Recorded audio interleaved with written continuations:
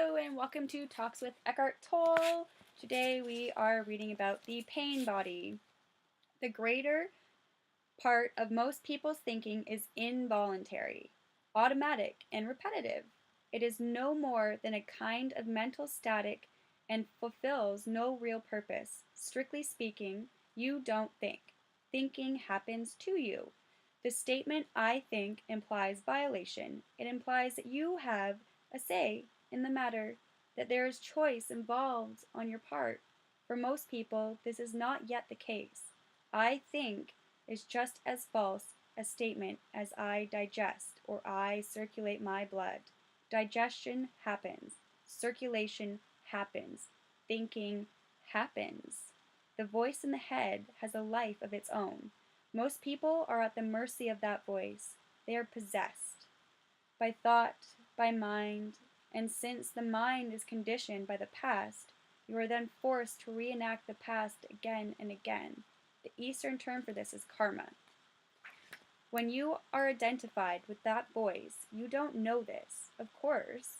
If you knew it, you would no longer be possessed, because you are only truly possessed when you mistake the possessing entity for who you are. That is to say, when you become it.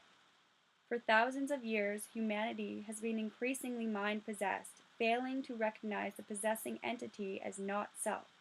Through complete identification with the mind, a false sense of self, the ego, came into existence. The density of the ego depends on the degree to which you, the consciousness, are identified with your mind, with thinking. Thinking is no more than a tiny aspect of the totality of consciousness, the totality of who you are. The degree of identification with the mind differs from person to person. Some people enjoy periods of freedom from it, however brief, and the peace, joy, and aliveness they experience in those moments make life worth living.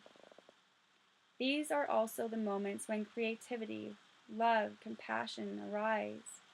Others are constantly trapped in the egoic state. They are alienated from themselves as well as from others and the world around them.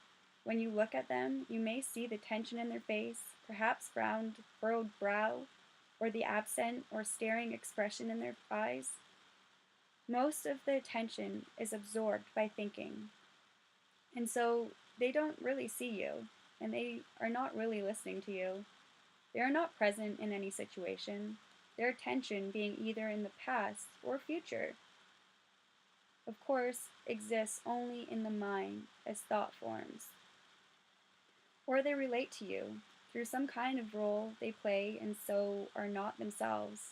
Most people are alienated from who they are, and some are alienated to such a degree that they behave and interact is recognized as phony by almost everyone, except those who are equally phony, equally alienated from who they are. Alienation means you don't feel at ease in any situation, any place, or with any person, not even with yourself. You are always trying to go home, but never feel at home.